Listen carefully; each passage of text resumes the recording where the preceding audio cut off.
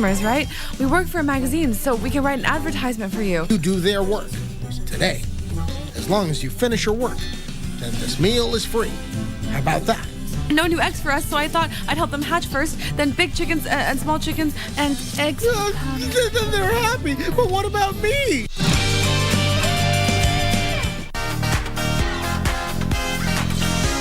It's not a good Mrs. Kenya when you talk like that. You must listen to your husband. You don't listen to your husband. Okay, no, I listen to my husband. No, you just told us. Now we are back again on when the you husband decide on the So children. if he tells me jump into a hole, I should jump into a hole. Yes, when a rat is about to jump ship, then you don't understand sheeps or rats. So what the rats and the You just sheep, called him a sheep. You just called him a rat. I didn't call him a sheep. I said you don't understand. I didn't call him a rat. If I don't understand, It's a literary analogy. Okay. Me and these are not Jalas's children. You're not jealous. You are. No, you are a Costarian. You're the ones who like seeing yourself as children. We are Nairobi. This is LA. This is LA. I'm Marie Yangbo, here in the southern part of the country in Oloitoktok, where, as you can see, farmers have lost their crops to the ongoing drought. Some families are even feeling the pressure to marry off their girls for an income. That story coming soon on KBC Channel 1. At KBC Channel 1, we put people at the heart of events with our captivating weekly news features. Every day, we are breaking new grounds with informative, entertaining, and inspiring human interest stories. On Mondays, 9 p.m., we have The Cabinets. Tuesday, 9 p.m., we get inside the barracks for military tales. We delve in the world of cinemas and theater each Wednesday night. For the young and industrious, make a date with us every Thursday at 9 p.m. Fridays are dedicated for my culture. On Saturdays, we go back in time for history in perspective. And on Sundays, we get to know the process of how things are done and made. KBC Channel 1 News features a whole lot of wonderful viewing experience.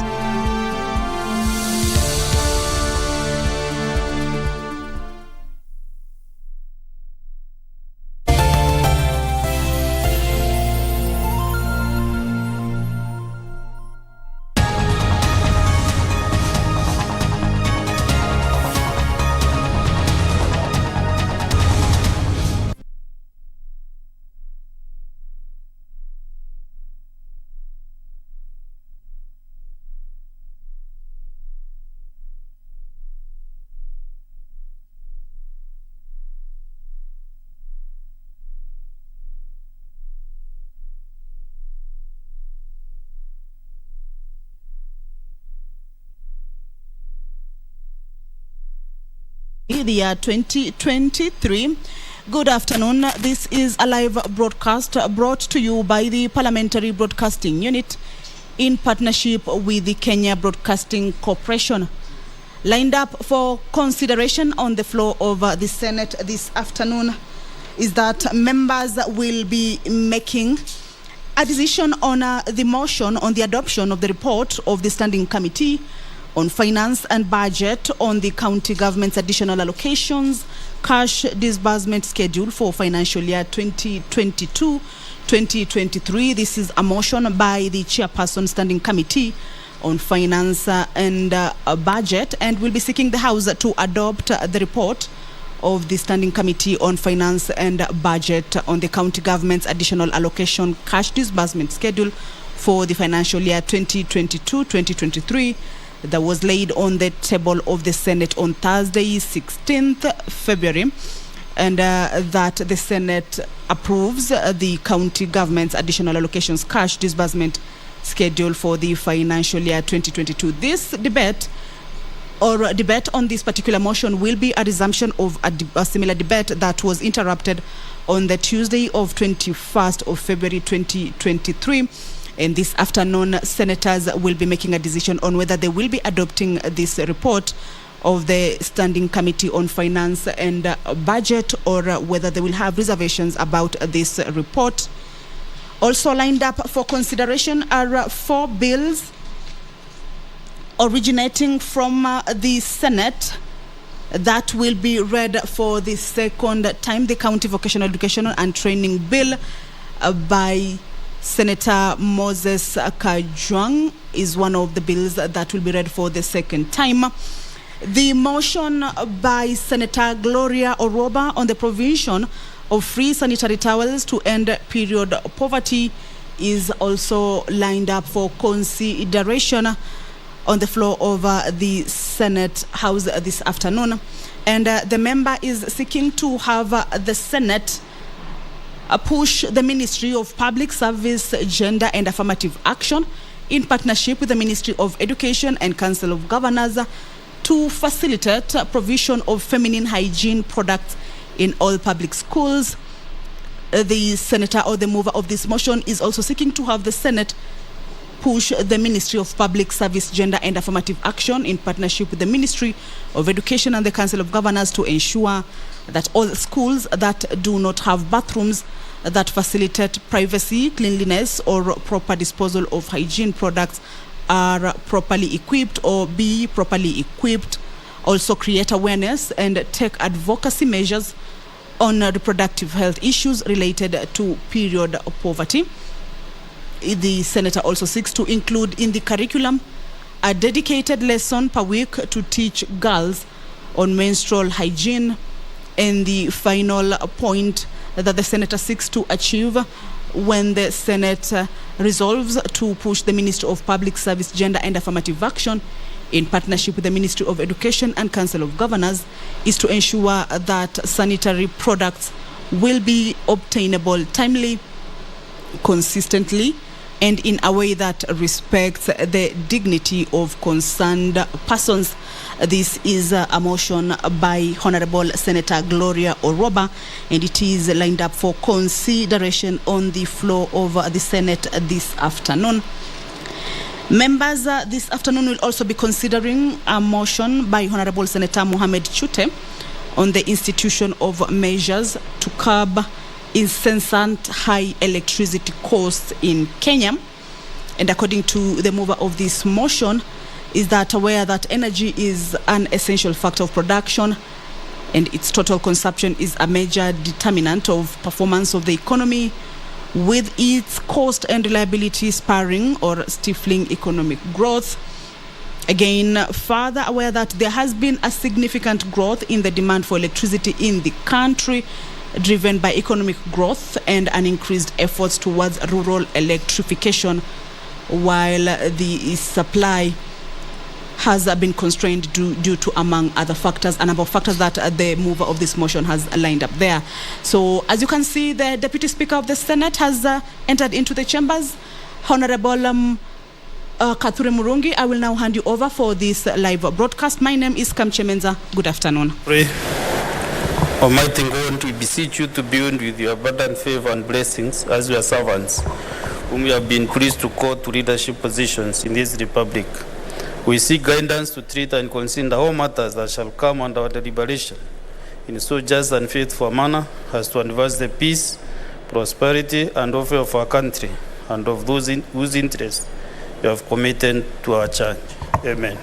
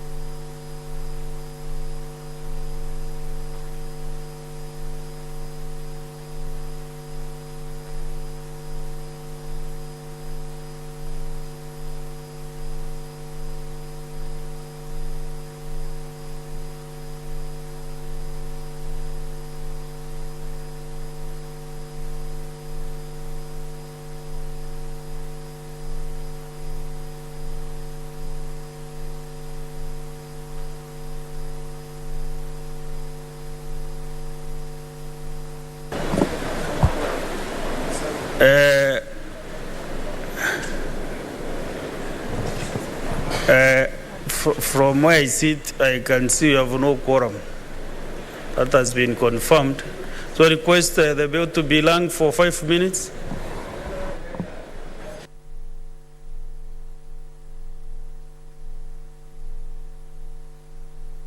All right, the Deputy Speaker of the Senate, Honorable Kathuri Murungi, has just directed that the quorum bell be rung for 5 minutes to allow members of the Senate who are not yet in the chambers to be able to walk in for the House to attain its requisite number of members required to be in the House for the House business to kick off. So currently is a bell that will be on for 5 minutes, of course, for the members who are yet to get into the chambers to be able to walk in. So a motion on the institution of measures to curb incessant high electricity costs in Kenya by Honorable Senator Mohamed Chute is lined up for consideration on the floor of the Senate this afternoon. And the member will be seeking to have the Senate resolve that a standing committee on energy to undertake an inquiry into contracts signed by IPPS detailing the cost, capacity and duration of the contractual agreements and their implications on affordability of electricity in the country.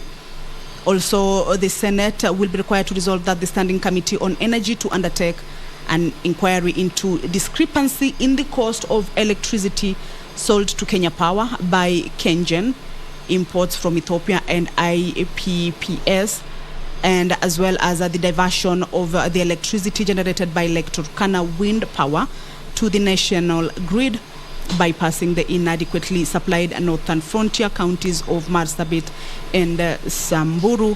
The mover of this motion will also be seeking to have the Senate resolve that the Ministry of Energy comes up with a policy framework that will be aimed at lowering the cost of electricity as a way of addressing the high cost of living, and as well enhancing clean energy by switching to renewable sources of energy such as geothermal power, wind energy, among others, as a way of reducing the carbon footprint.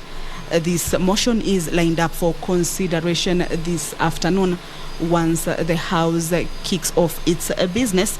Remember, what is happening currently is a quorum bell. The Deputy Speaker of the Senate has ordered that a quorum bell be rung to enable members to get into the chambers, and this is according to the standing orders that when the chair at the time of the beginning of or the commencement of House business, when the number or quorum that is required has not been achieved, then the chair or the speaker at that particular moment may order that the bell be rung for 10 minutes, then later 5 minutes, and if the quorum is not achieved, then the speaker may adjourn the sitting. So currently, as directed by the Deputy Speaker, is that the bell be rung for 5 minutes, of course, to allow members to get into the chambers. Members of the Senate will also this afternoon, once the House kicks off its business, is that they will be considering a motion by Honorable Senator Wahome Wamatingam and Honorable Senator Mohamed Faki on enhancing highway safety and convenience. This is a motion by the two members, and according to them is that 67% of road crash fatalities and injuries in the country comprises of the economically productive age groups of 15 to 65 years, and that the importance of good post-crash care reduces deaths and disability, and the suffering for road crash survivors creates the urgent need for effective emergency medical care system elements and processes on the highways. Also, the movers of this motion say that further aware that lives and properties are lost or irreparably damaged daily on major highways in the country due to accidents and explosion of fuel tankers, and the lack that is the majority party leader, Honorable Aaron Cheruyot, in the House, has just walked in, and the quorum bell is still on.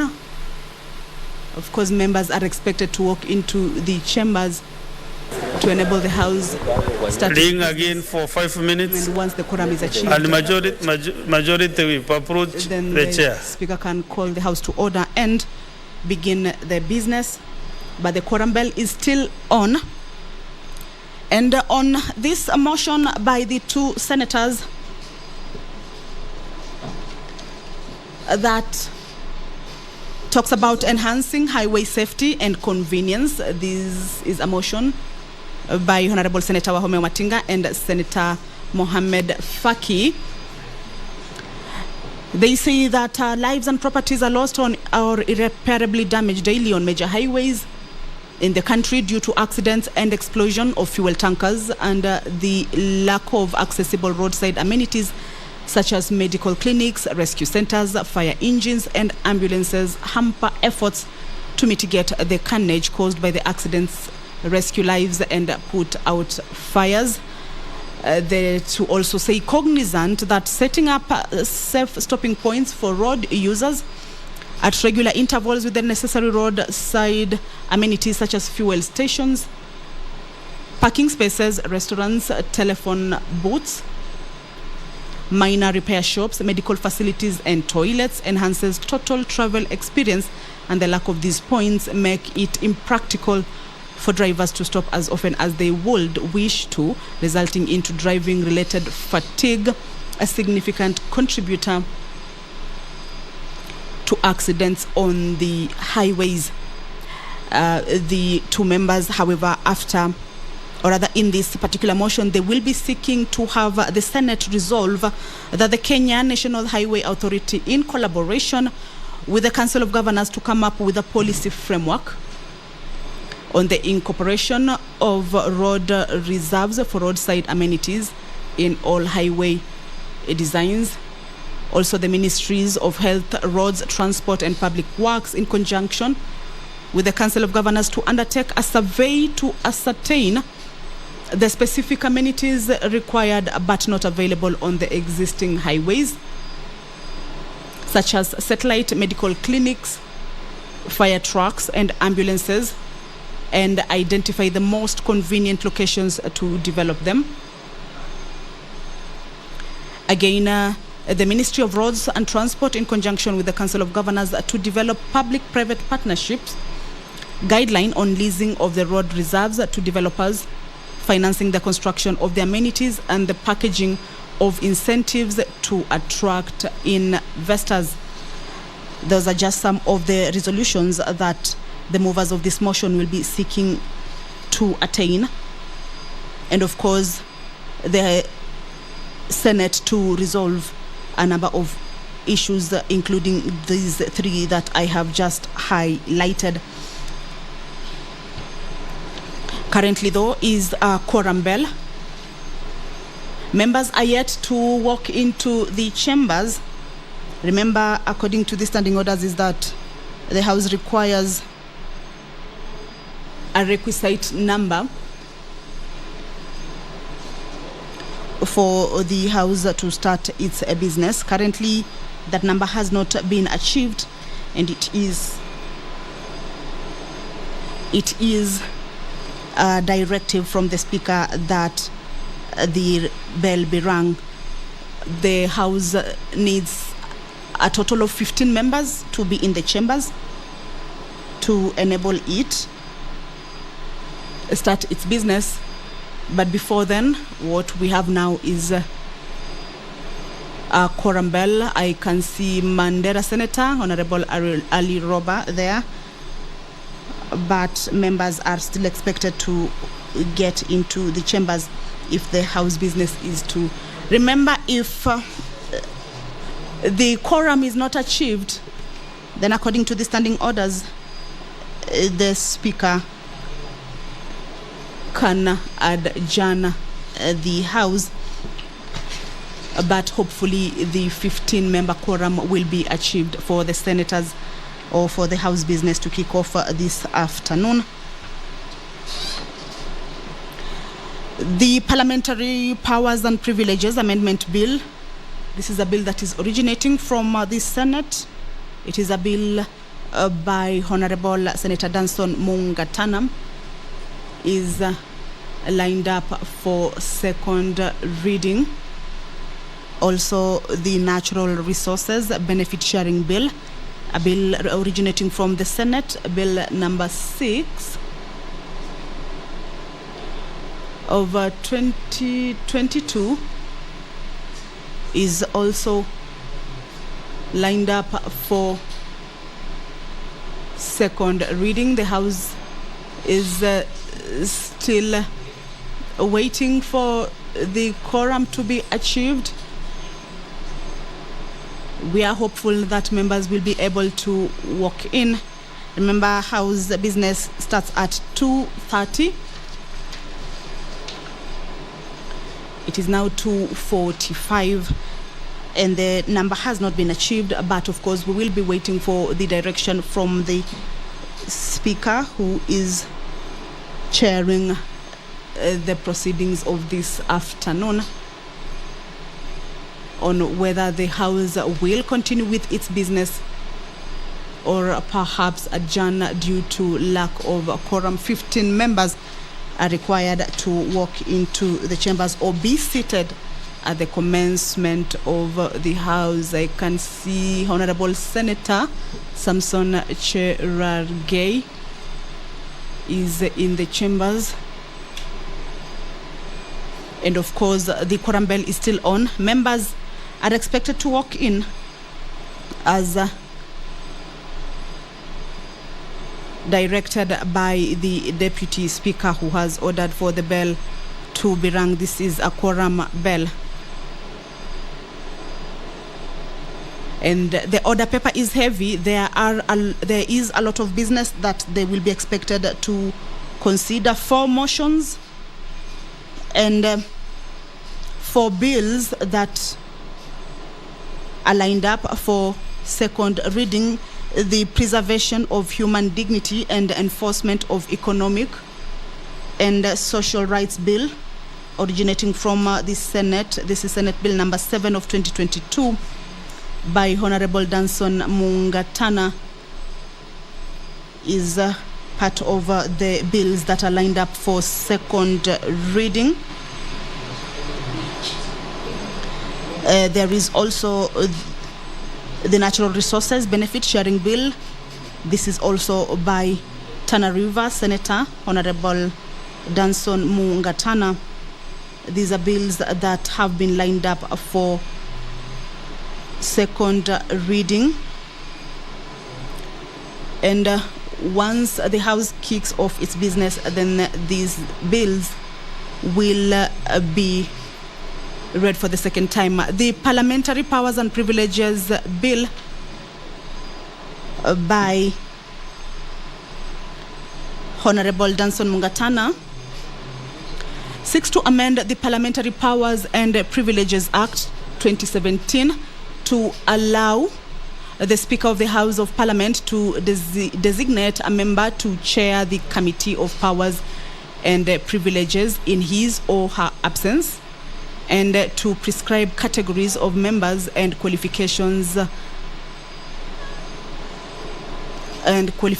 may inform each house in selecting members to serve in the committee.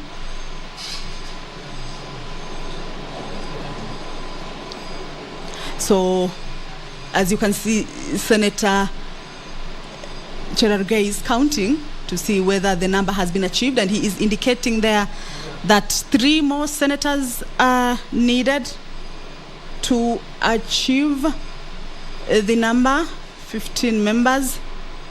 If the number will be achieved, then the House business can start, but the quorum bell is still on, and it will be on until the quorum is achieved if the House is to begin its business. And this is according to the standing orders.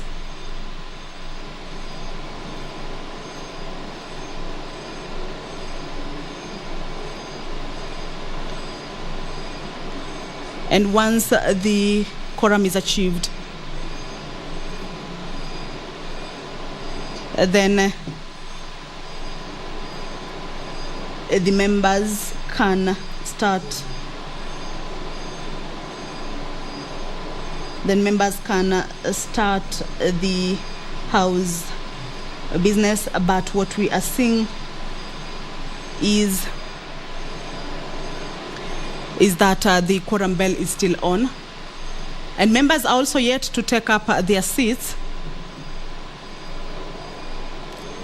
The privileges, the Parliamentary Powers and Privileges Amendment Bill by Honorable Senator Adanson Mungatana is a bill that seeks to ensure that feedback on Parliament's resolutions and reports is not only given but given in a timely manner, as delays or failure to submit reports undermine the ability of Parliament to undertake its oversight. So the quorum must have been achieved now. As you can see, members are taking up their seats. I will now hand you over for this live broadcast brought to you by PBU in partnership with KBC. Good afternoon. Administration of oath. Next order. Order number 2, communication from the chair. Next order. Later.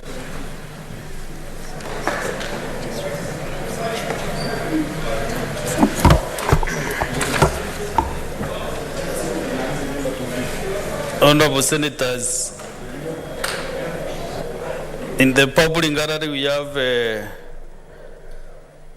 this is a communication concerning visiting teachers and students from Kahawa Garrison Secondary School, Nairobi City County. In the public gallery we have 92 students accompanied by 4 teachers from Kahawa Garrison Secondary School in Nairobi City County who are in the Senate on an education tour. Honorable Senators, in our usual tradition of receiving and welcoming visitors to Parliament, I extend a warm welcome to them, and on behalf of the Senate and on my own behalf, wish them a fruitful visit. Thank you.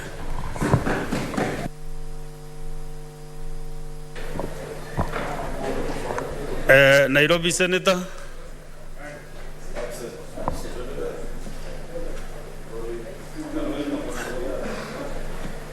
Yeah, please do majority rule. Recognize those students.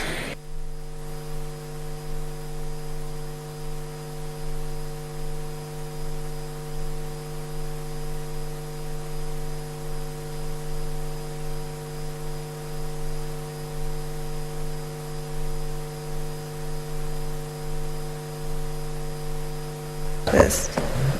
Yeah. Thank you, Mr. Speaker. Ningetaka kuchukua fursa hii kuwakaribisha sana wanafunzi kutoka hii kaunti yetu nzuri ya Nairobi. Mumefanya jambo la hekima sana kutembea katika bunge letu la Seneti leo. Tunafurahia kuwa nanyi, na ningetaka kuwaeleza ya kwamba masomo ndio kitu ambacho mzazi anaweza kupa ambacho hakuna yeyote ambaye anaweza kuchukua kutoka kwako. Mafunzo mnayopewa muyaeke kwa hali inayofaa. Mambo mengi yamekuwa sasa katika teknolojia tofauti. Nazidi kuwaomba muweze kufuata yale wazazi wanawaeleza, yale walimu wanawafunza, muweze kuwa viongozi bora kama pia sisi. Chochote kisije kikaja wafungia ndoto zenyu. Mzidi kuweka bidii katika maisha na mtakuwa bora, kwa sababu hata sisi tulio hapa tulianzia hapo mlipoanzia na tukaweka ile bidii ambayo inayofaa, na Mungu pia tukamweka mbele, na hapa ndipo tupo leo, na Mungu wabariki sana. Thank you, Mr. Speaker. Yeah. There are a few requests. I don't know whether it is on the same matter. Senator Ososi. Senator Mahanzo Daniel.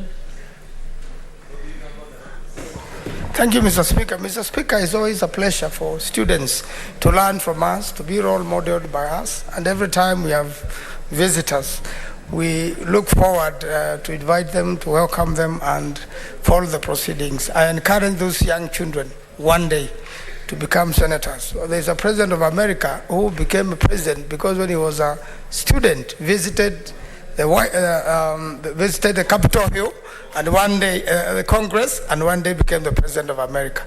I wish them very well, and I encourage them to work hard so that one day they can sit here. Thank you, Mr. Speaker. Okay, next on.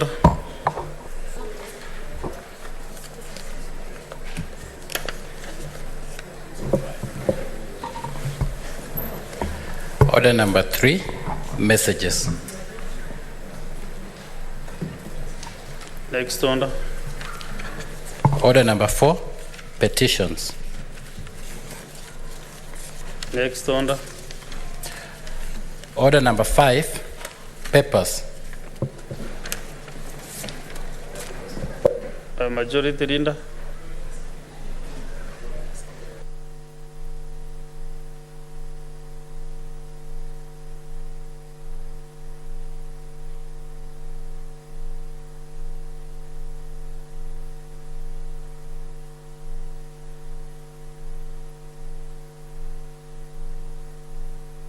Thank you, Mr. Speaker. Mr. Speaker, sir, I beg to lay on the following paper on the table of the Senate today, the 23rd February 2022. Mr. Speaker, sir, this is the report of the Parliament of Kenya delegation to the 145th Assembly and related meetings of the Interparliamentary Union IPU held from 11th to 15th of October 2022 in Kigali, Rwanda. Thank you, Mr. Speaker. I beg to lay. Okay, Vice Chair. Parliamentary Service Commission.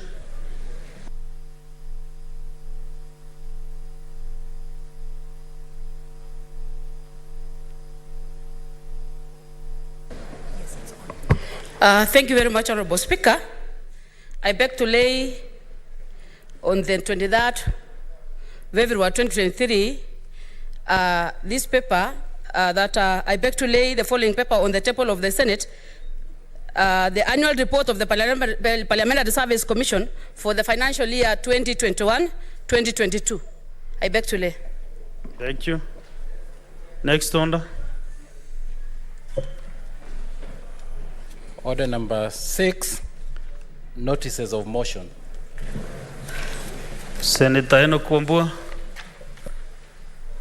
you have the motion under your name on drought mitigation program in public schools.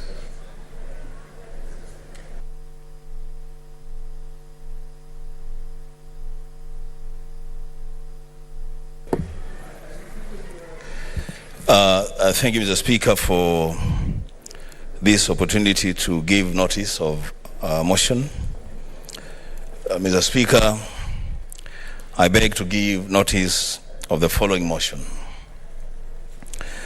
Aware that Kenya is experiencing the most intense, severe and alarming drought in 40 years as a result of the failure of 4 consecutive rain seasons affecting more than 20 counties in arid and semi-arid lands. Further aware that more than 4.2 million people, representing 24% of the arid and semi-arid lands population, are facing high levels of acute food insecurity, with about 2.7 million in crisis phase and 785,000 people in emergency state, noting that the national and county governments, both local and international development partners, and philanthropists have made attempts to respond to the dire situation occasioned by the severe drought, concerned that thousands of children did not attend school during the 3rd term of the academic year 2022 and beginning of 2023 as a result of the ongoing drought. Now, therefore, the Senate urges, 1, the Ministry of East African Community the ASOLs and regional development to develop immediate and long-term interventions to alleviate the ravaging effects of drought and hunger periodically affecting the country and more severely the ASOL areas. 2, the Ministry of Education. And the Speaker, this is important, that the Ministry of Education, in conjunction with the Council of Governors, to establish modalities to ensure no learners are sent away from schools due to lack of school fees, to ensure that children from vulnerable families have access to education. And 3, the Ministry of Education, in conjunction with the Council of Governors, to implement effective school feeding programs to ensure that children from vulnerable families in drought-hit regions have access to at least one hot meal per day and that no child misses class due to lack of food. The Speaker, I beg to give the notice of motion.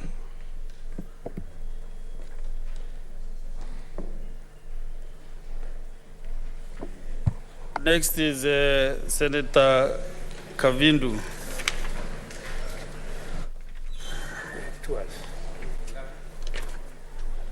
Senator Agnes Kavindu.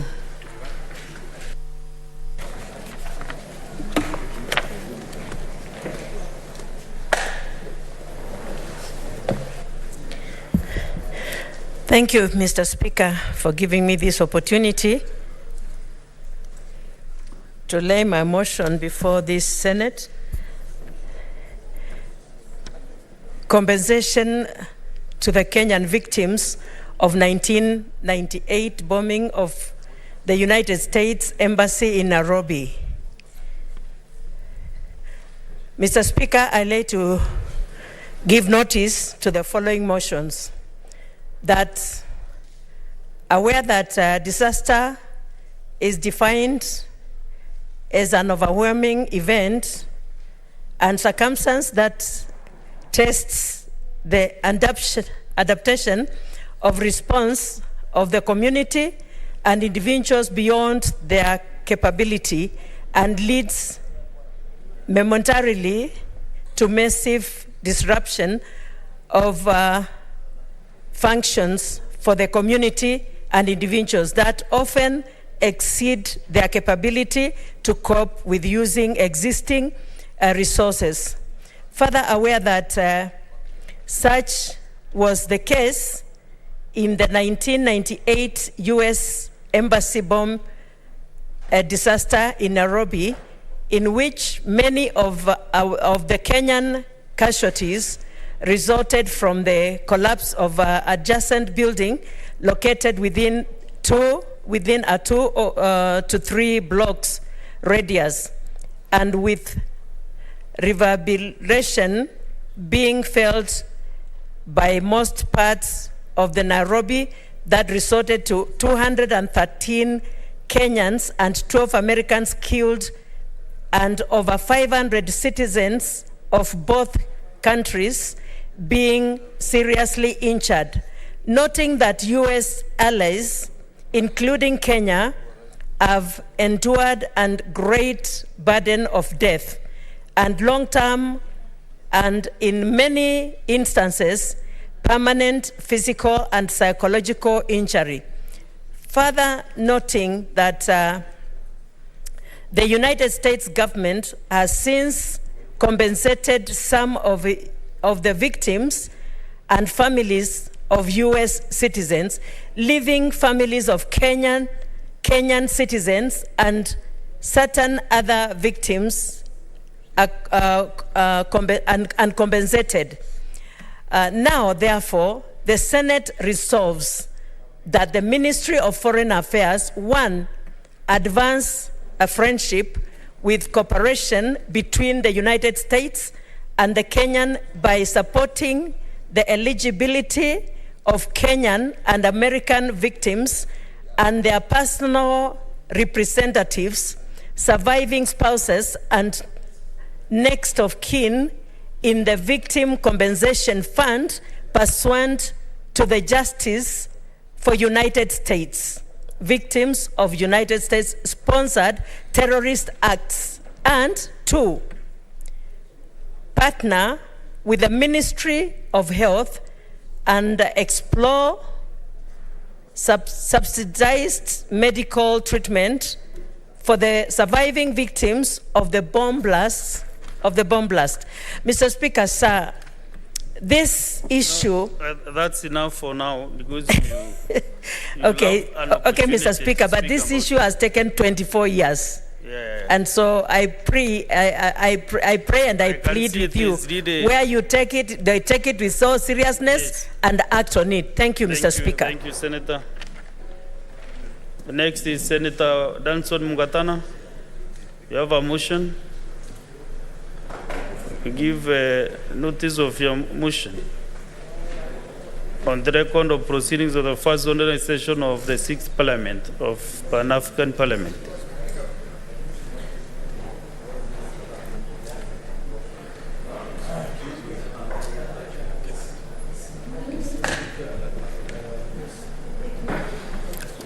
Mr. Speaker, I beg to give notice of the following motion, that the Senate notes the record of the proceedings of the first ordinary session of the 6th Parliament of the Pan-African Parliament held in Gallagher Convention Center, Midrand, South Africa on the 23rd October to 12th November 2022, laid on the table of the Senate on the 2023 Thursday. For record purpose. 2023, yes. Oh, no, 2022. You are it should be 2022. You are right. Mr. Speaker. Sorry, Senator Mgata. Laid on the table of the Senate on Thursday, 16th February 2023. Thank you, Mr. Speaker. Thank you. Majority Whip, Senator Boni Karwale. Thank you, Mr. Speaker. Mr. Speaker, sir, I beg to give notice of the following motion.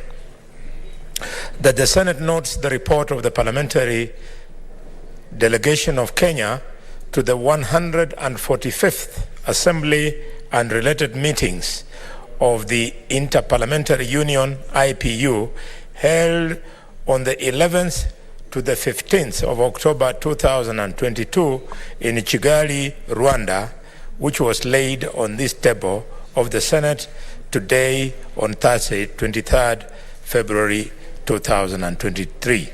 Thank you. Thank you. Next order. Order number 7, statements. We have a couple of statements. We start with the Senator Professor Tom Odhiambo Jenda, Senator for Kisumu County. Mr. Speaker, if my record is ready to have 3 statements. Yes, Mr. Speaker, sir. Mr. Speaker, sir, I have 3 statements. The first statement is on the misuse of arms by Kenya Wildlife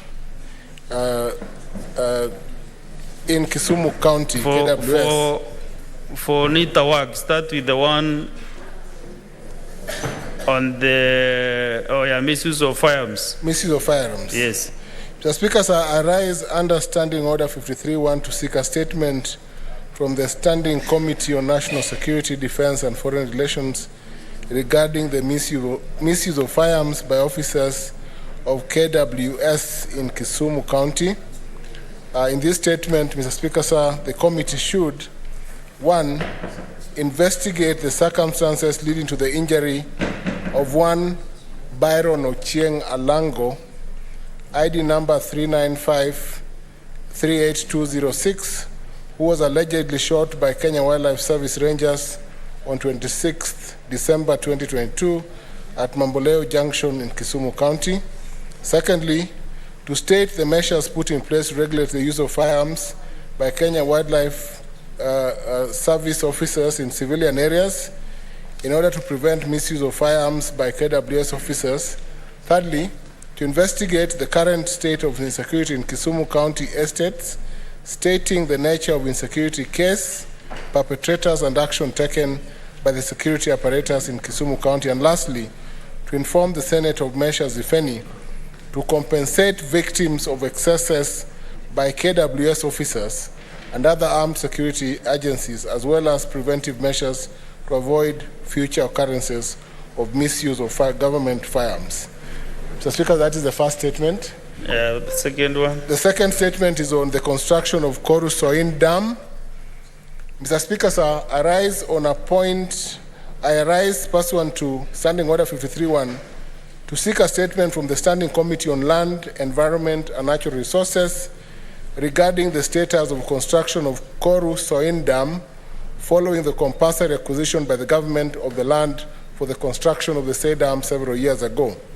In the statement, Mr. Speaker, sir, the committee should explain the progress made towards the construction of Koru Soin Dam, whose construction was meant to help stem the flood menace often experienced by residents of Nyando in Kisumu County. Secondly, to state whether there is any budgetary allocation towards the construction of the dam in the current financial year and whether there are plans to prioritize the construction of the said dam.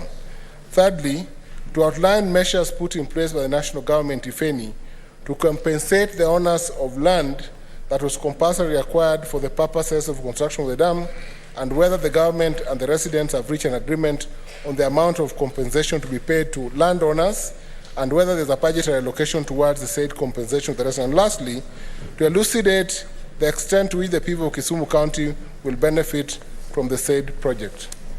Mr. Speaker, sir, my last statement is on the threat to human, wildlife, and destruction of farm crops by hippopotamus in the paddy fields of West Kano Irrigation Scheme in Kisumu County, a current menace, Mr. Speaker, sir. Mr. Speaker, I rise pursuant to Standing Order 53.1 to seek a statement from the Standing Committee on Land, Environment and Natural Resources concerning the threat to human life and destruction of farm crops by hippopotami in the paddy fields of West Kano Irrigation Scheme in Kisumu County.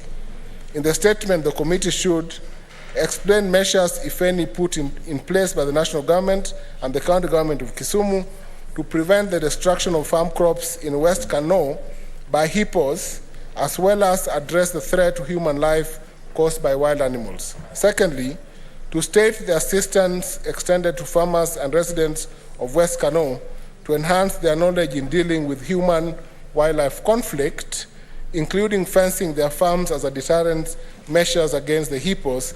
And lastly, to list all reported cases of human-wildlife conflict occasioned by hippos in West Kano rice fields since 2022 to date, stating the remedial measures taken, including compensation of farmers and families of those killed or maimed by hippos. Mr. Speaker, sir, this is a current problem, and only last week, 2 members of one family were killed by hippopotamus in these rice fields. I thank you, Mr. Speaker, sir.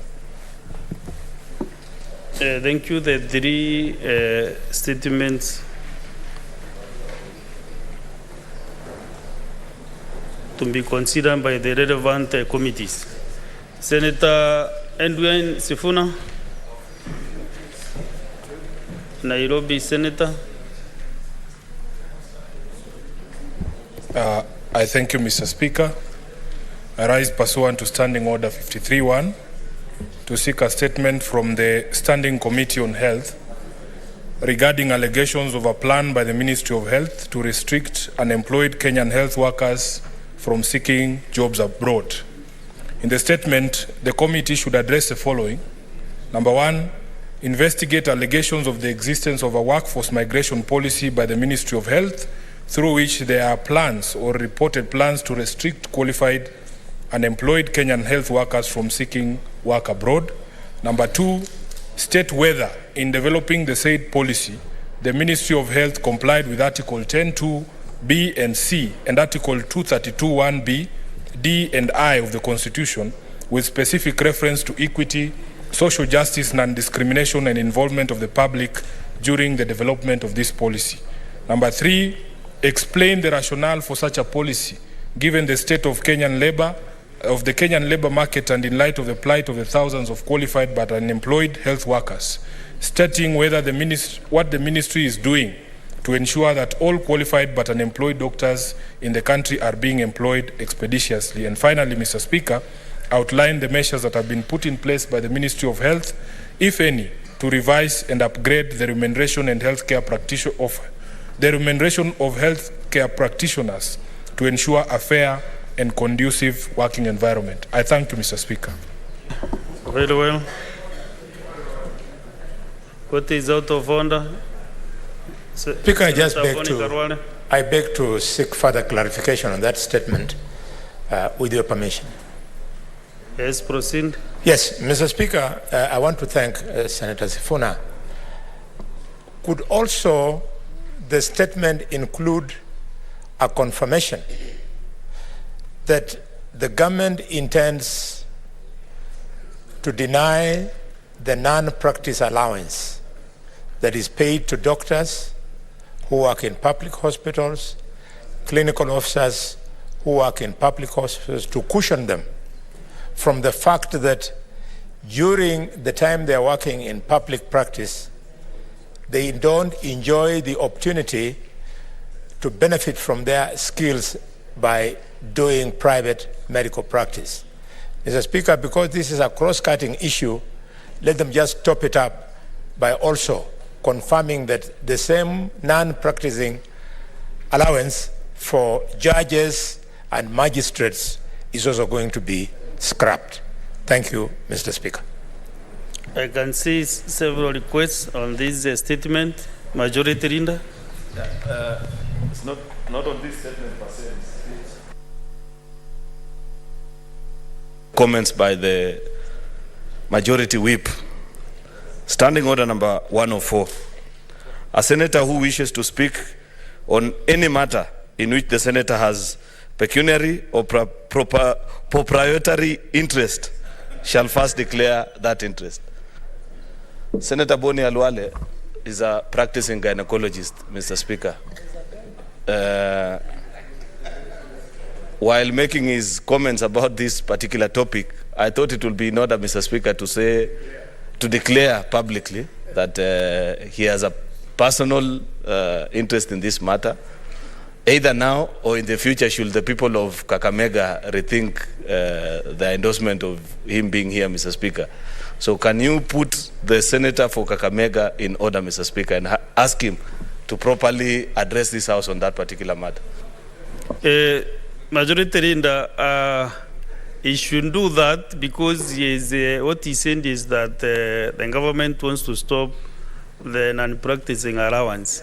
I don't know whether he is also maybe interested to be paid by the Parliamentary Service Commission. Senator Mboni Karwal and Dr. Mr. Speaker, Mr. Speaker, our Majority Leader is perfectly right. But he should have started by asking me to define what non-practicing allowance is. Non-practicing allowance, Mr. Speaker, is not paid to doctors in private practice. It is paid to doctors in the civil service. Mr. Speaker, I left the civil service when the leader of the majority was in kindergarten. And that is the last time I enjoyed that non-practicing allowance, Mr. Which Speaker. year was that, Senator Mboni Karwale? Which year was that? Mr. Speaker, because of the peculiar interests of the younger members of the fair sex, let me not disclose my age.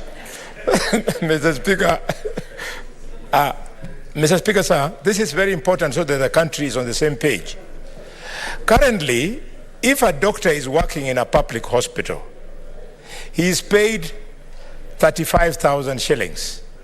Clinical officer is paid 20,000 shillings. A judge is paid 20,000 shillings. A magistrate is paid 15,000.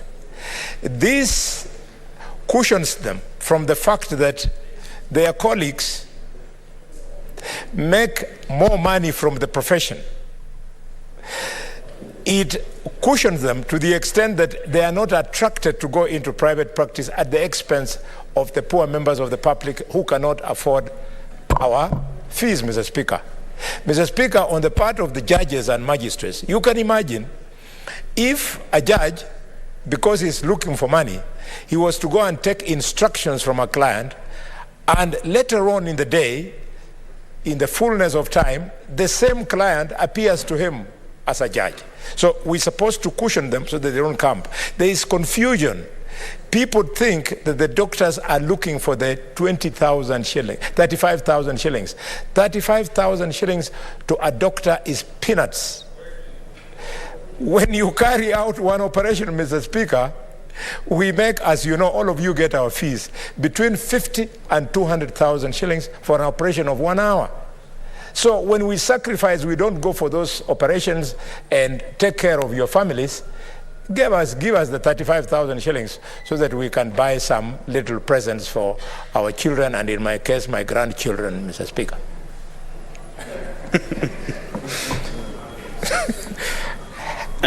You want to make a comment on the statement? Now 2 minutes each, if any comment to the statement. The time you take from your seat to the dispatch box is 30 seconds. My comment is only 1 minute, Mr. Speaker. Mine is just further clarification. I know that we need to know, Mr. Speaker, why that direction was given where doctors are not allowed to travel. Number two, the number of doctors in the country that are supposed or have qualified, yet they are not employed in the country. And finally, Mr. Speaker, you remember there was a collaboration between county governments and the famous Cuban doctors.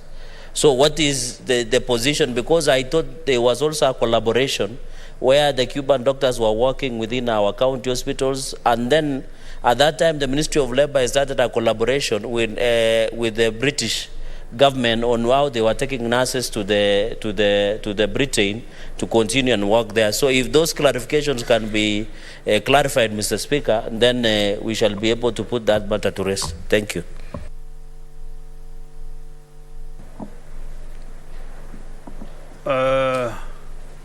Senator Ososi, is it on this? You know, your account has been on for quite some time, so I'm getting confused.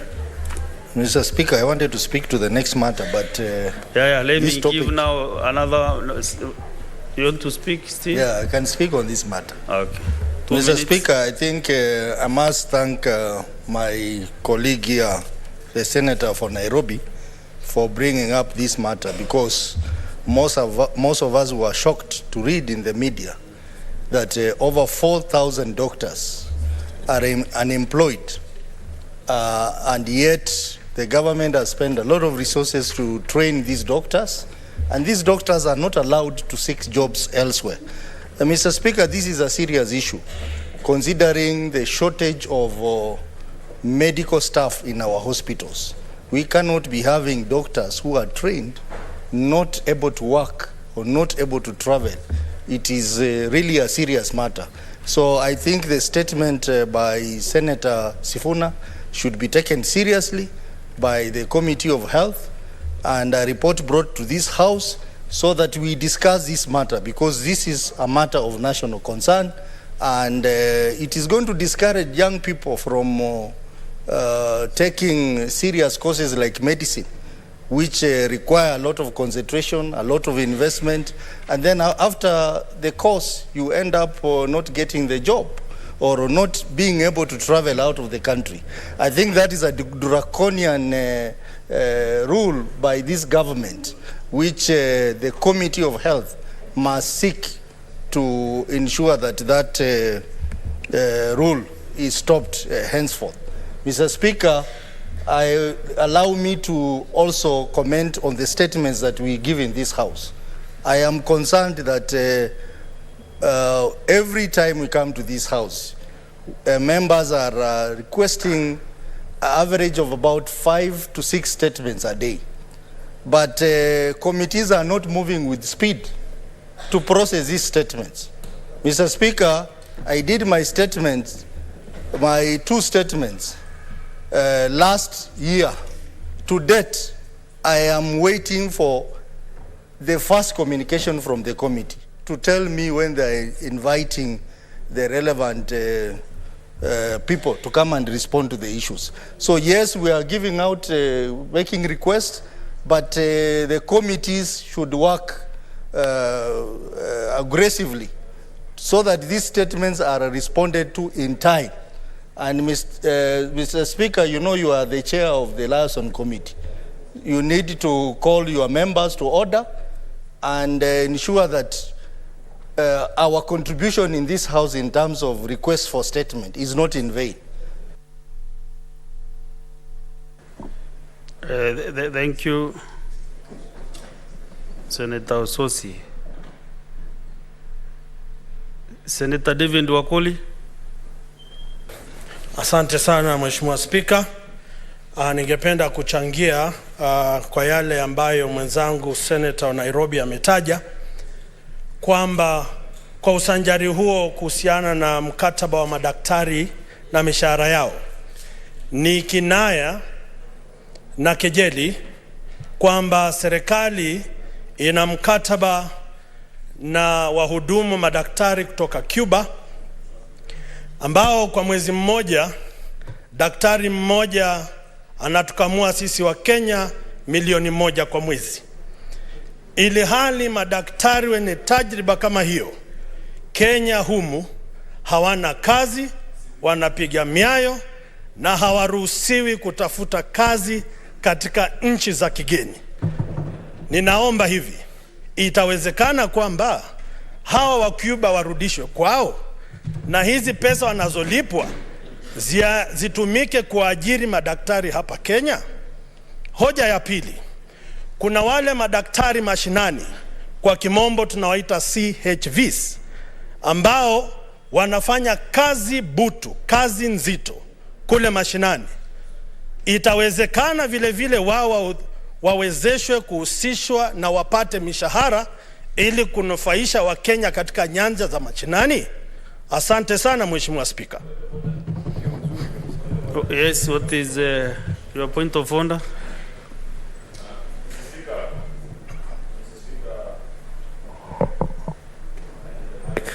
Mr. Speaker, sorry to interrupt the flow of program, but I wish to draw to your attention that we have a very important business on item number 8. With your permission, Mr. Speaker, I want to request that this is a long-established tradition of the House that whenever we have such pressing matters, we can pause a debate on any particular matter, dispense off with it. It's only one vote that we are taking. This should not ordinarily take us more than 5 minutes. We send this money to our counties and we revert back to the order that was going on. With your permission, Mr. Speaker. If honorable senators could minimize requests to make comments on the statements, then we can leave the following, maybe 3 or 4 statements, then we clear.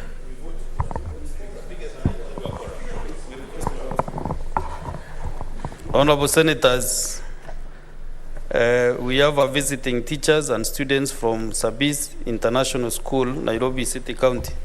In the public gallery, we have 22 students accompanied by 8 teachers from Sabis International School in Nairobi City County who are in the Senate on an education tour. In our usual tradition of receiving and welcoming visitors to Parliament, I extend a warm welcome to them, and on behalf of the Senate and on my own behalf, wish them a fruitful visit. Thank you. On this one, let us give, there is a request from Senator Tabitha Mutinda. Just 2 minutes.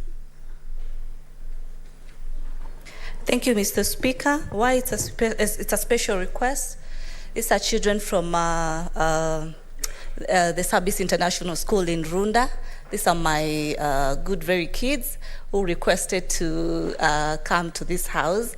I want to ask you to continue pursuing your educational goals. As I always say, education is the only thing that your parent can always give you, and that is what somebody can never take away from you. I wish you the best. I know you are in one of the best schools in this country. Do not take advantage because you get what maybe your parents can be able to provide. I'll also urge you to continue visiting other schools that might not have the facilities that you have, so that you're able to understand what this country offers. You are our future leaders. As here we are, we've walked an education journey. I urge you, I request you, I humbly ask you to shine in your education. Thank you, Mr. Speaker. Senator for Nairobi County.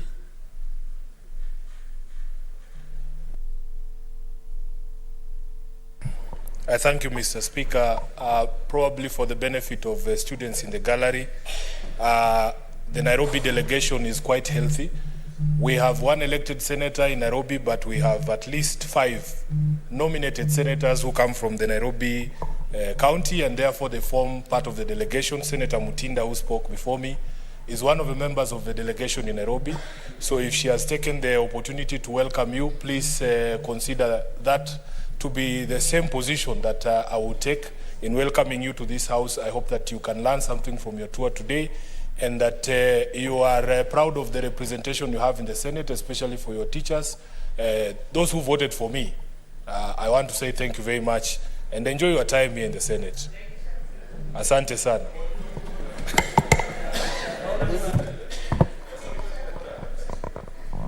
Yes, Senator Kajwang, what is your point of order? Mr. Speaker, is Senator Sifuna in order to purport that Sabis International School, Runda, lies in Nairobi County, when the boundaries are so clear that Sabis lies in Kiambu County? And Mr. Speaker, I say this with authority because that is my neighborhood. And Mr. Speaker, in as much as I want to say I live in Nairobi, in as much as I want to say I live in Nairobi, the reality is that I live in Kiambu. So the senator who should be inviting the ladies and gentlemen from Sabis, Mr. Speaker, should be the senator for Kiambu, not the senator for Nairobi. And the senator for Nairobi should know where he gets his votes from. Beyond Githogoro, Mr. Speaker, Senator Sifuna has no further votes. After Githogoro, the votes are for Kiambu. Senator Kajwang, now that we know those are your neighbors, kindly now welcome them on behalf of the senator for for Kiambu, who is not in the house.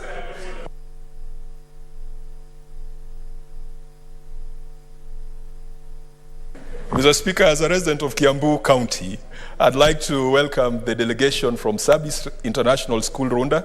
Mr. Speaker, it's a school that I'm very well familiar with because I've previously taken my son there for an interview. And Mr. Speaker, in as much as he was admitted to join Sabis, we were just not able to afford the fees. So that tells you how a choice of school it is. But Mr. Speaker, I am extremely and immensely proud of the students from Sabis who I see in my neighborhood and who are friends of my children, and even the staff of Sabis. Mr. Speaker, even the entrepreneurs, because before coming to this house, I was in the financial services sector and I was in a group of company where Centum was part of it. Mr. Speaker, I want to congratulate the entrepreneurs who partnered to bring this world-class school to Kenya, to bring it to Kiambu County. And I do believe, we tend to ask ourselves, Mr. Speaker, actually if you do a poll in here and you ask yourself who went to an international school, you keep asking yourself, where do they usually end up? Mr. Speaker, I know you went to some rural DEB school, primary and secondary. Mr. Speaker, the senator for Uasin Gishu must have gone to some local school barefoot. So I want to encourage the children at Sabis that the job that we do is not a dirty job. It is a job that you can do having come through an international school. And we need more enlightened and woke people in this house. And I hope that many of you or some of you will find their way into this house. Thank you, Mr. Speaker. Now, the Senate for Kisumu County has approached the chair that he thinks that some of his children are in this house, in the gallery. Or you still also, you live?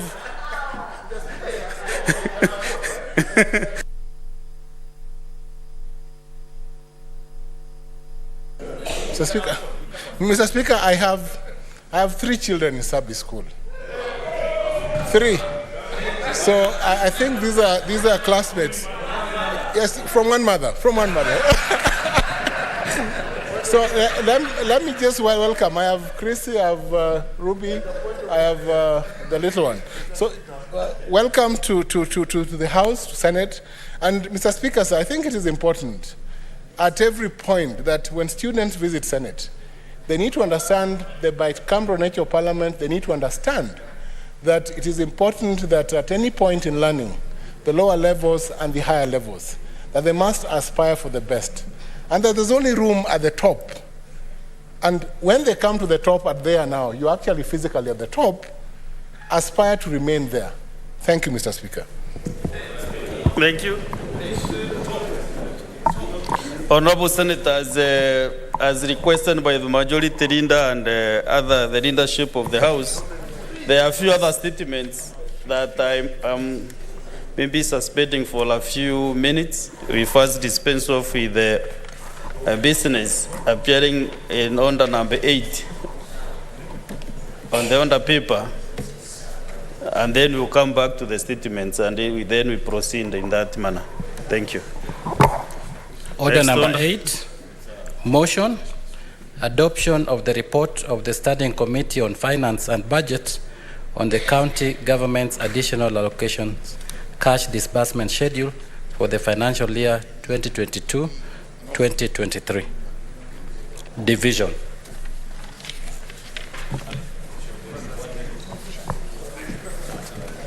Division bill to belong for 1 minute. 1 minute.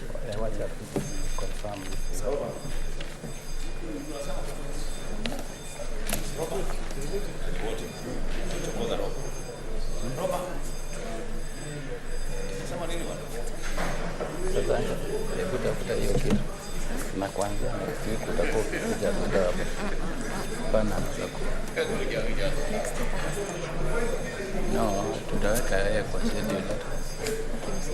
There's no two way about it. We can now they have people who are literally sitting together. No. Some of us are teachers. You can't start teaching. It's there. We can do it. It's there. Then is it connected to the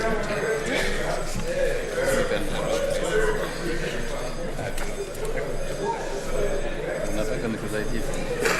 Sio hiyo na mimi wake wa drive. Is it correct?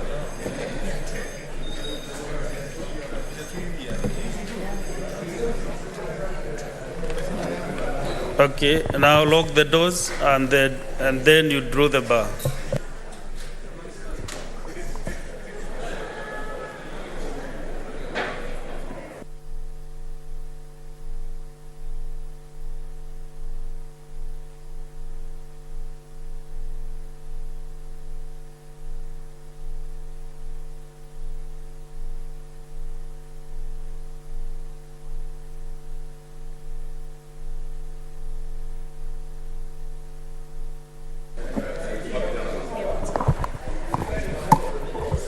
Honorable Senators,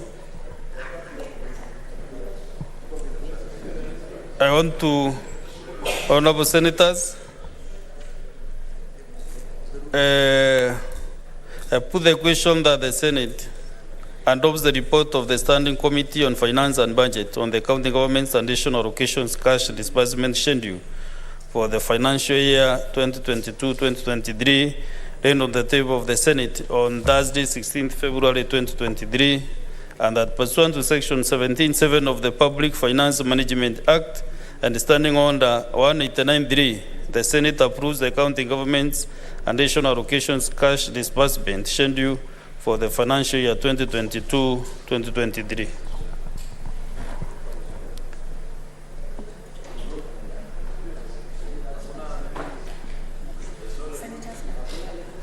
Senators, we are voting electronically.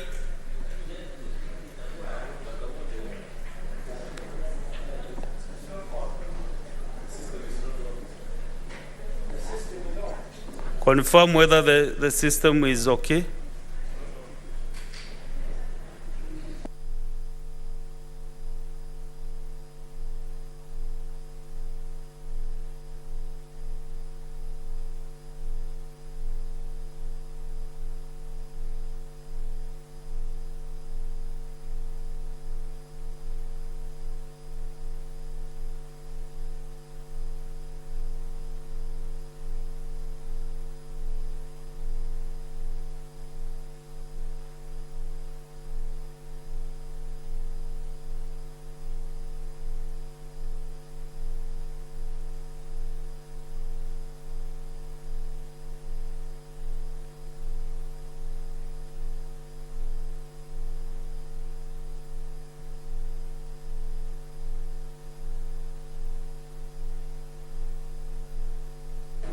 Where is our technical team? Can you advise us whether...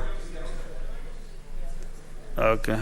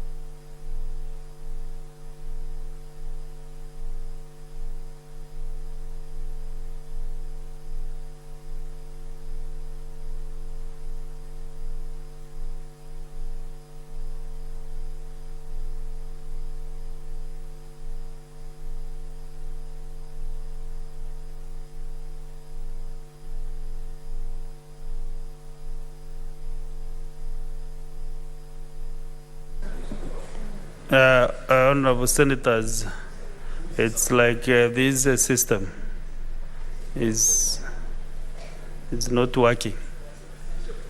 So we can go the manual way. You can use the local. Yes.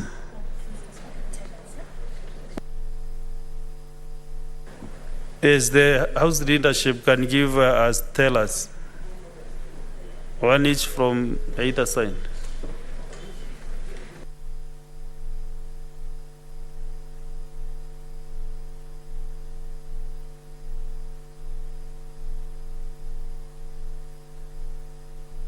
Senator Chimera.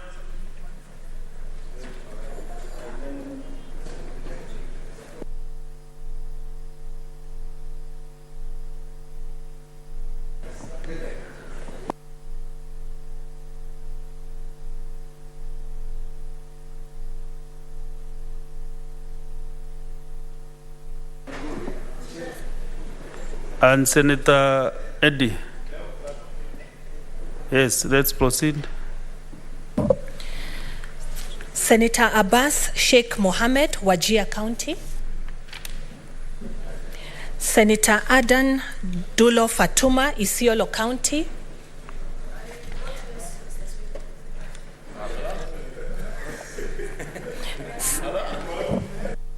Go the vote from Senator Duro.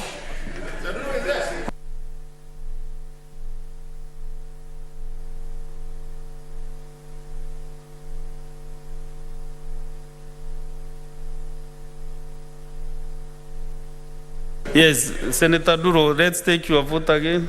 Wait, just a minute. Mike, wait for the mic.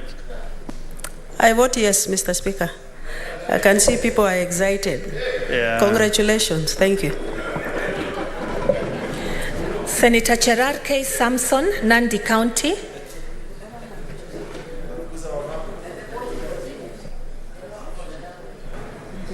Mr. Speaker, on behalf of the great people of Nandi, I vote yes. Senator Cheriot Aaron Kipkirui, Kericho County.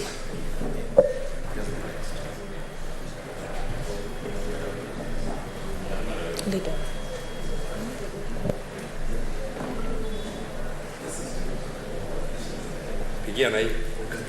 Okay, I can use this other one.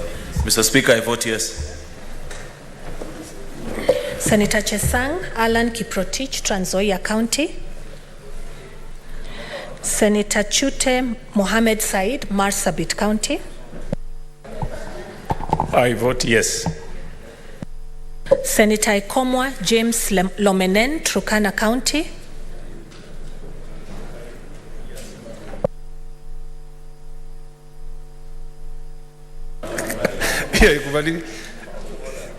No, senators, you have no power to vote on behalf of your colleagues. Senator Haji Abdul Mohammed, Garissa County. Senator Kajwang Moses Otieno, Homa Bay County. No. I'm here. I vote yes. Senator Kajwang Moses Otieno, Homa Bay County. I vote yes. Senator Kamau Joseph Githuku, Lamu County. Senator Kathuri Murungi, Meru County. I vote yes. Senator Keroche Tabitha Karanja, Nakuru County. Senator Halwale Boni, Kakamega County. I vote yes. Senator Kipkorir William Cheptumo, Baringo County. I vote yes. Senator Kisang William Kipkemoi, Elgeyo Marakwet County. I vote yes. Senator Lelegwe Steve Tumbesi, Samburu County. I vote yes. Senator Manzo Daniel Kitonga, Makueni County. On behalf of the great people of Makueni, I vote yes. Senator Madzayo Stewart Mwachiru, Kilifi County.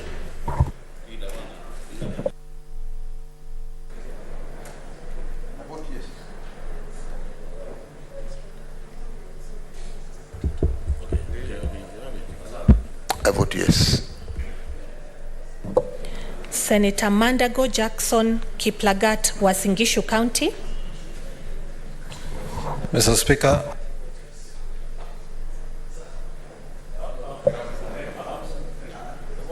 Senator. Sorry, repeat the vote. Senator Mandago.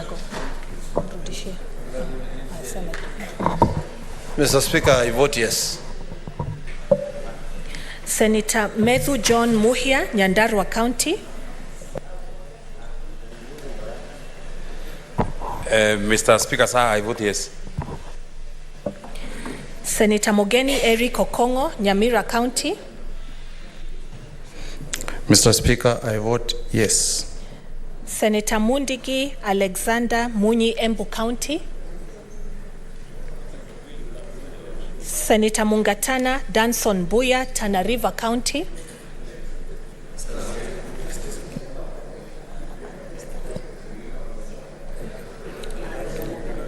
Tana River votes yes, Mr. Speaker.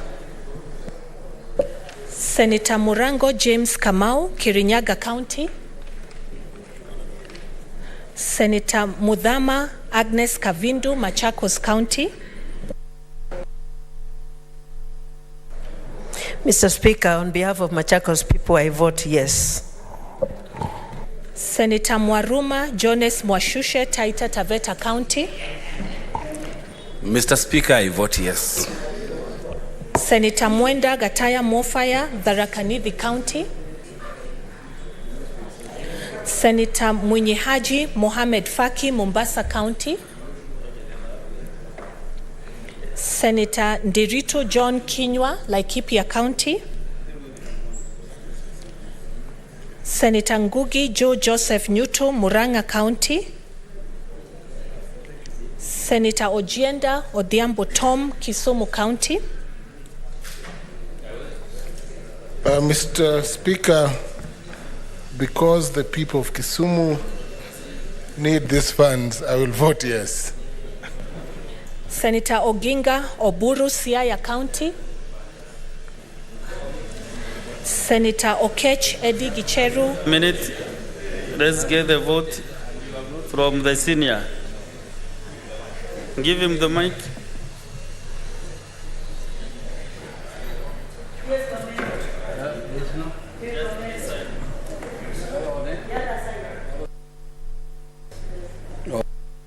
One has come. Okay, Mr. Speaker, sir, Siaya votes yes. Senator Okech Eddie Gicheru, Migori County. Mr. Speaker, Migori votes yes. Senator Okoiti Andrew Mtata, Busia County.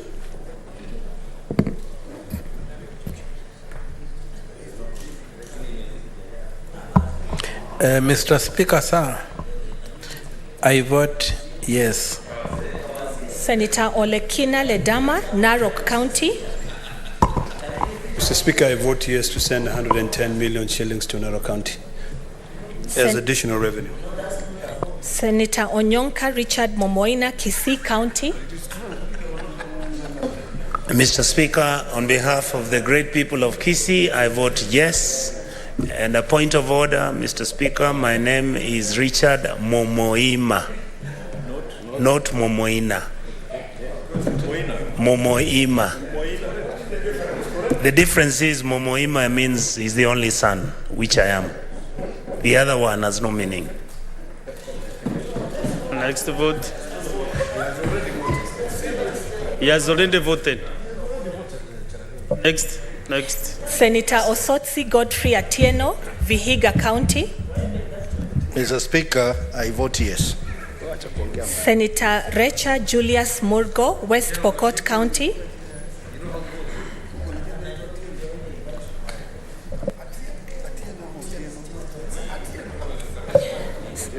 Senator Roba Ali Ibrahim, Mandera County. Mr. Speaker, sir, I vote yes. Senator Seki Lenku Olekanar, Kajiado County. Mr. Speaker, I vote yes. Senator Sifuna Edwin Watenya, Nairobi County. Mr. Speaker, I vote yes. Senator Thangwa Paul Karungo, Kiambu County.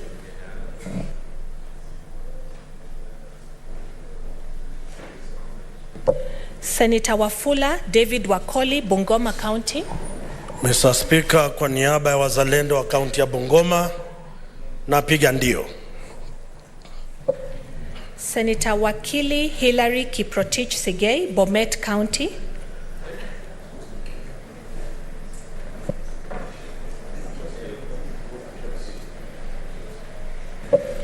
Senator Wamatinga Wahome, Nyeri County. Senator Wambua Enoch Kio, Kitui County.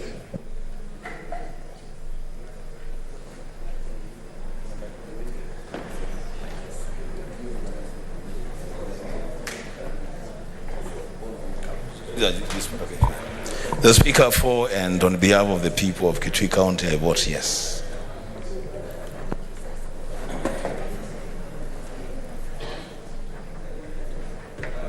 Yes, you can learn through again if to check whether there is someone who has not voted. Senator Abbas Sheikh Mohammed, Wajir County. Senator Boy Issa Juma, Kwale County. Mr. Speaker, Kwale County vote yes. Senator Chesang Alan Kiprotich, Trans Nzoia County. Senator Ekomwa James Lomenen, Turkana County. Senator Kamau Joseph Githuku, Lamu County. Senator Keroche Tabitha Karanja, Nakuru County. Senator Mundigi Alexander Munyi, Embu County. Senator Murango James Kamau, Kirinyaga County. Senator Mwenda Gataya Mofaya, Tharaka Nithi County. Senator Mwinyihaji Mohamed Faki, Mombasa County. Senator Nderitu John Kinywa, Laikipia County. Senator Ngugi Joe Joseph Nyutu, Murang'a County. Senator Recha Julius Murgo, West Pokot County. Senator Thangwa Paul Karungo, Kiambu County. Senator Wakili Hilary Kiprotich Sigei, Bomet County. Senator Wamatinga Wahome, Nyeri County.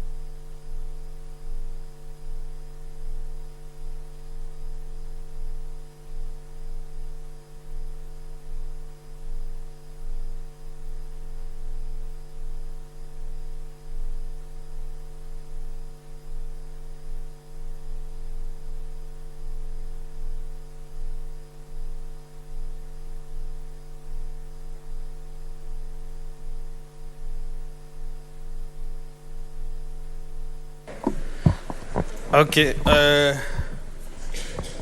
the chair now has the results, and I hope there will be no asking me to open the server. Senator Bendu. The results are ayes 32 and no 0, and no 0 abstentions. So the ayes have it.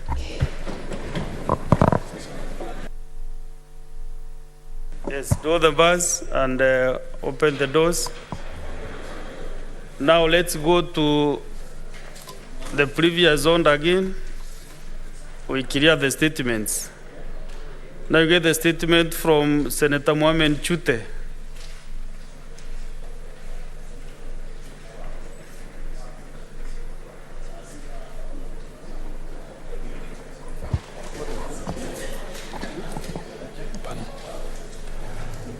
Thank you, Honorable Speaker. Requesting for a statement on non-remittance of statutory deductions from the staff of the County Government of Marsabit to the National Hospital Insurance Fund, National Social Security Fund, and Lab Fund. Mr. Speaker, sir, I rise pursuant to Standing Order 53-1 to seek a statement from a standing committee on labor and social welfare. This is on non-remittance of statutory deductions from the staff of the County Government of Marsabit to the National Hospital Insurance Fund, National Social Security Fund, and Lab Fund by the County Government of Marsabit. In the statement, the committee should, 1, report on the status of NHIF, NSSF, Lab Fund, and loan deductions from the staff of Marsabit County and subsequent remittances to NHIF. NSSF, and LAP Fund. 2, state why the county government of Marsabit has failed to remit the statutory deductions despite deducting the same from the staff, and inform the Senate on actions that has been taken against the staff responsible for this failure.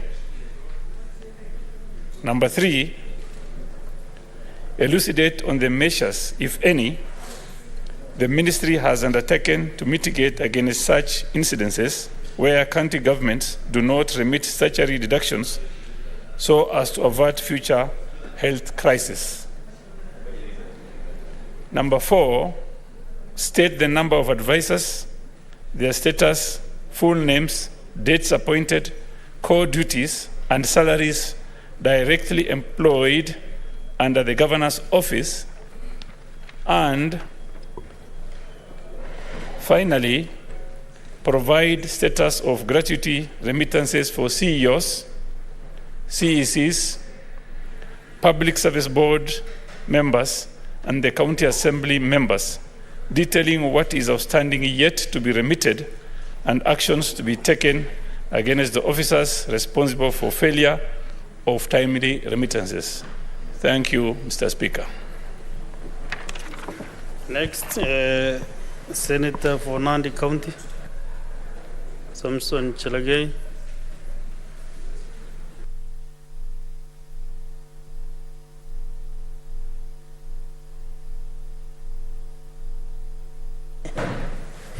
Mr. Speaker, thank you.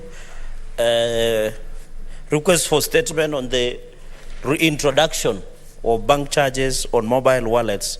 Mr. Speaker, sir, I raise pursuant to Standing Order 53.1 to seek a statement from the Standing Committee on Finance and Budget regarding the reintroduction of bank charges on the mobile wallets such as M-Pesa, Airtel Money, and T-Cash.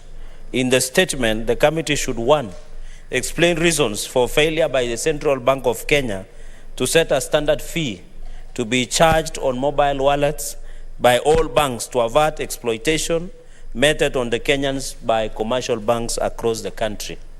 Mr. Speaker, number 2, provide the current rates charged on mobile wallets per transaction in the process of moving funds to and from the bank, excluding the 20% excise duty charged by the government and the state actions, if any, to be taken against banks that fail to disclose the amount charged through this transaction. Mr. Speaker, and finally, outline measures, if any, put in place by the National Treasury to cushion Kenyans against exploitation by commercial banks with respect to charges on mobile money transactions, considering, Mr. Speaker, the current hard economic times, and noting that Kenya's shillings 10 billion that is transacted on an average per day via mobile money transactions, be it M-Pesa, Airtel Money, or T-Cash, and make it a key driver of the economy. I thank you, Mr. Speaker. And I'll give comments at the end of.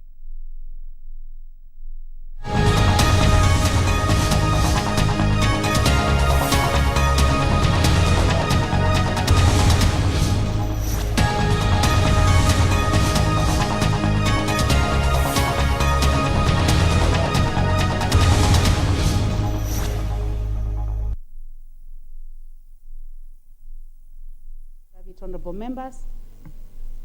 Next order. Order number 12, motion, further changes to the membership of various committees. Order of majority. Thank you, Honorable Speaker, and I beg to move that further to the resolutions of the House of Thursday, October 27, 2022, and Wednesday, November 9, 2022, appointing members into various committees, and pursuant to the provisions of Standing Order 173, this House further approves the appointment of the following members to the respective committees as specified hereunder. A, under departmental committees in sports and culture, the Honorable Shegen Njuguna MP to replace Chumuel Samuel Moroto MP. 2, under regional development, the Honorable Deko Baro Mohammed MP to replace Honorable Kahugu Eric Mwangi MP. B, under financial audit and money-related committees, 1, public debt and privatization, the Honorable Shegen Njuguna to replace the Honorable Kahugu Eric Mwangi MP. Under special funds accounts committee, the Honorable Kahugu Eric Mwangi MP to replace the Honorable Gishuki Edwin Mogo MP. C, under other select committees, the Committee on Delegated Legislation, the Honorable Deko Baro Mohammed MP to replace the Honorable Rai Samuel Gonzi MP. Honorable Speaker, just for clarity, these changes are occasioned is actually accommodating the 2 new members who were sworn in at the beginning of this session. You know, Honorable Speaker, all our standing orders require that all members of parliament must sit at least in one committee. And the selections committee and the House leadership on both sides has endeavored to ensure that actually all members of parliament are in at least one committee. And no member of parliament, as per the standing orders, sits in not more than 2 departmental committees. We therefore find there are members, Honorable Speaker, because again, we could not constitute committees without the requisite numbers. Those committees that sit 15 members, we had to fill members, so we put some members in more than 2 committees, departmental and select. We put some into departmental committees and some into select committees to be able to hold the 2 positions of the 2 members, the member for Kandara and the member for Garissa Township, whose elections were held early in January.